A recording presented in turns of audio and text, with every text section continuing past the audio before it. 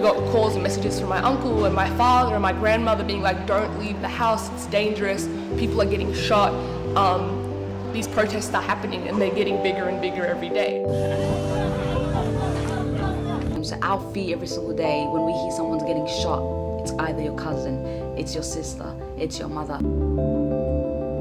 Australia has a role to actually, look after us. We are Sudanese and we are Australian. This is a country at a very crucial moment in its history.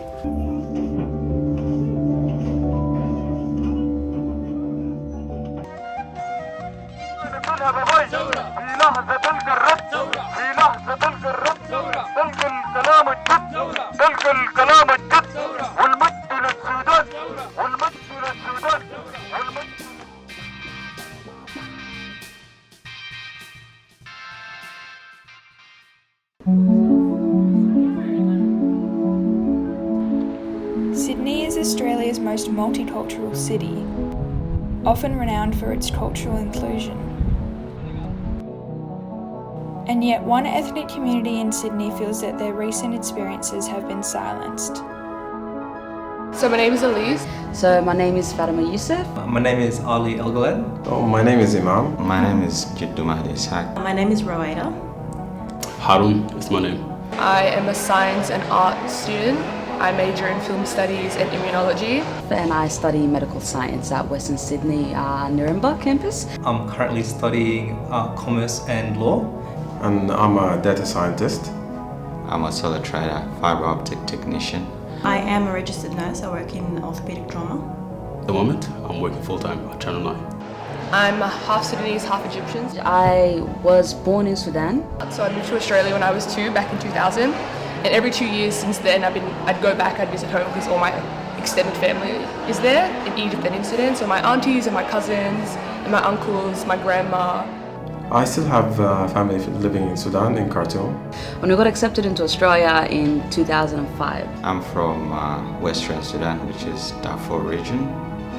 All my family still live there. Originally, I'm from Sudan. So I grew up in Khartoum, that's where I was born, but my family originated from the Nuba Mountain. Most of my family is in Darfur right now.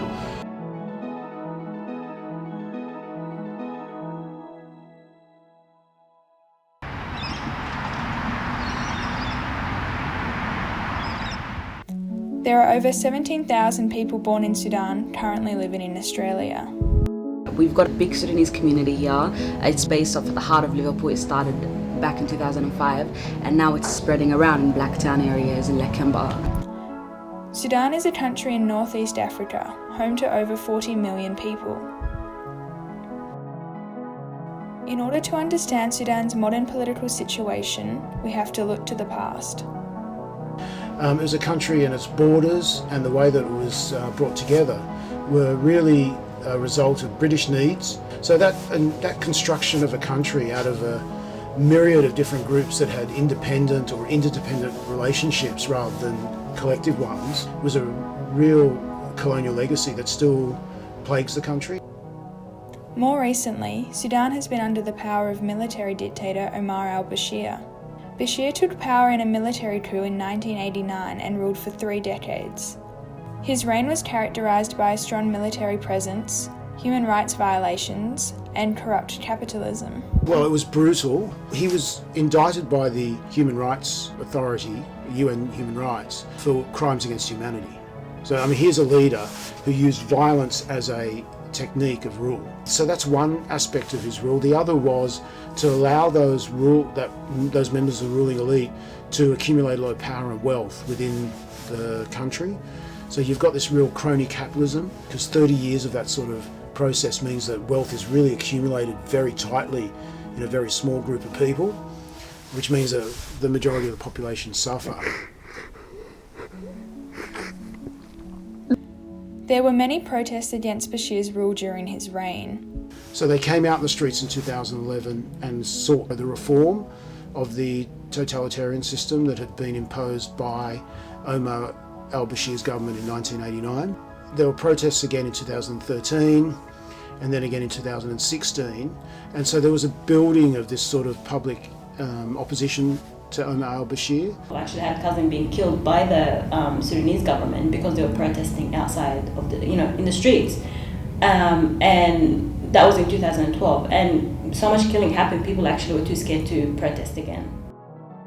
These protests never came to fruition until this year. In 2018, as a result of a number of economic jolts, an increase in bread prices, some removal of subsidies on petroleum and a few other things, there was an increase in discontent. When we had arrived in Sudan last year, we had noticed really long lines for getting petrol or getting bread or any kind of like food or just like the necessities of life. We noticed that these lines were getting so long, they were closing off streets. A lot of people couldn't go to work because it took up to 6 to 8 hours to wait in line just to get bread. 24 hours later, the protest had started. Streets were getting filled with people. They had had enough. My sense was that this was a mass protest across the demographics. So it was students, professionals, unemployed, rural sort of farmers and others. So I would say well in the millions of people. On April 6, a large sit-in protest begins outside the military headquarters in Khartoum.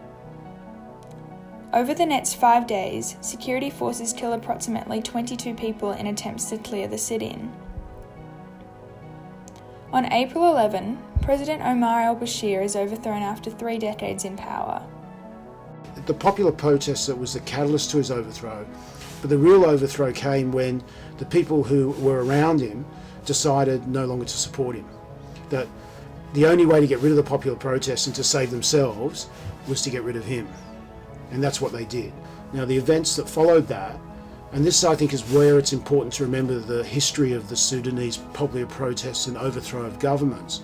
Because in the past when this has happened, the overthrow of the government basically led to a reformation of the ruling elite and an embeddedness of the same system. This time, the popular protests and the leaders of the protests were adamant that they wouldn't allow this to happen. So they stayed in the streets again and again. The protests reached a critical point on June 3, where more than 100 people were killed at a sit-in protest in Khartoum.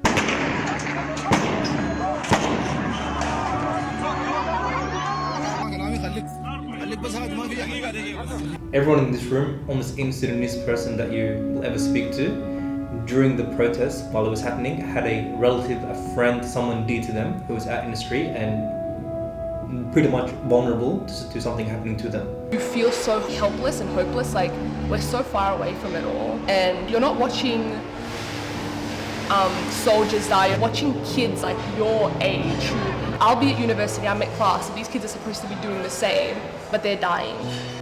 Shortly after June 3, the military imposed a communications blackout, shutting down all forms of mobile internet in hopes of dispersing the protests. When the internet blackout happened, our only source of news was blacked out. My parents couldn't sleep knowing that they couldn't contact people that they loved and that lived there. How dare they close the internet? How dare they hide that part from us? And this is our home, this is our family, what's happening to them? During this time, Sudanese Australians became frustrated that their concerns and experiences were not reflected in mainstream Australian media.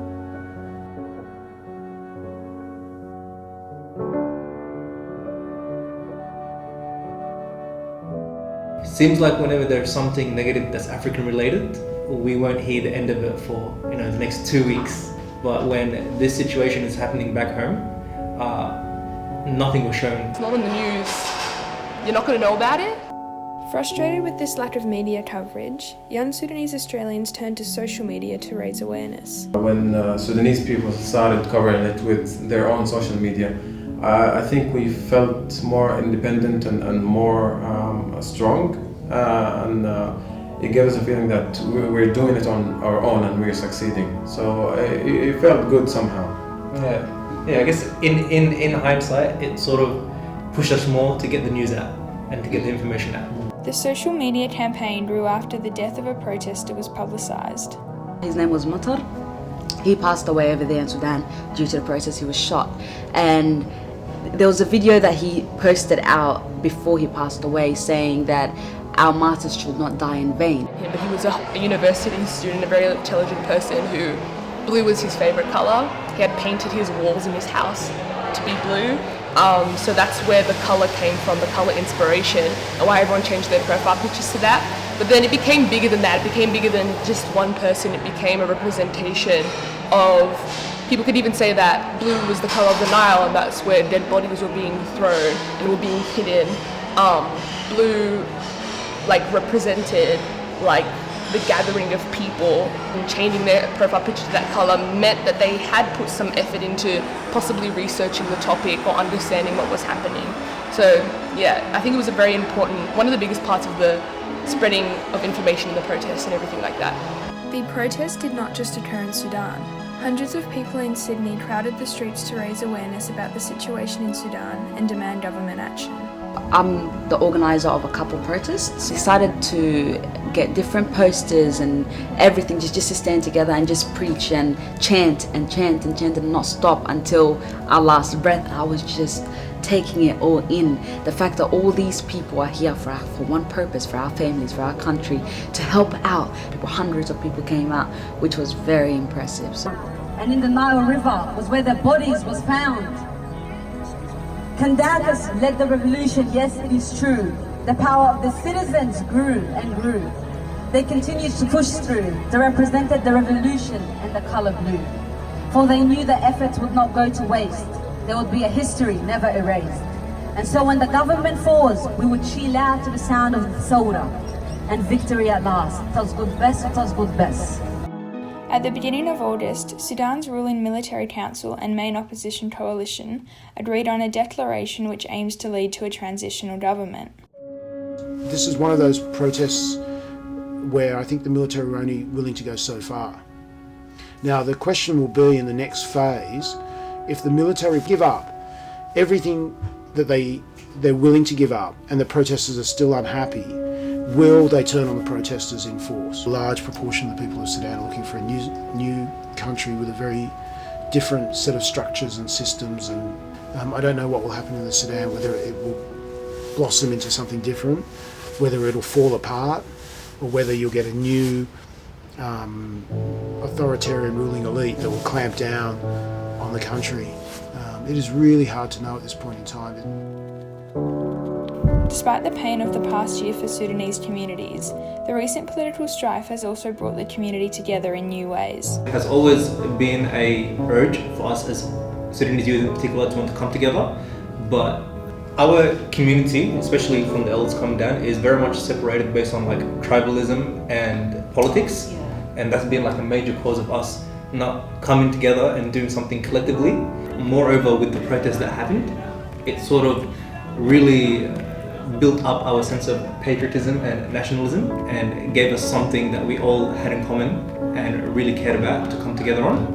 And from there, it just became obvious how much we can achieve together. We've created a different community. It's called SSY, which is the Sydney Sudanese Youth. So SSY, I'm part of the executive committee of SSY. So we've started that group. We registered that community, and we decided to help out all the Sudanese youth in the country and create events, create memberships. Our hope within Australia is for our situation to be known and for us to be, I guess, shown for the positive things that are happening.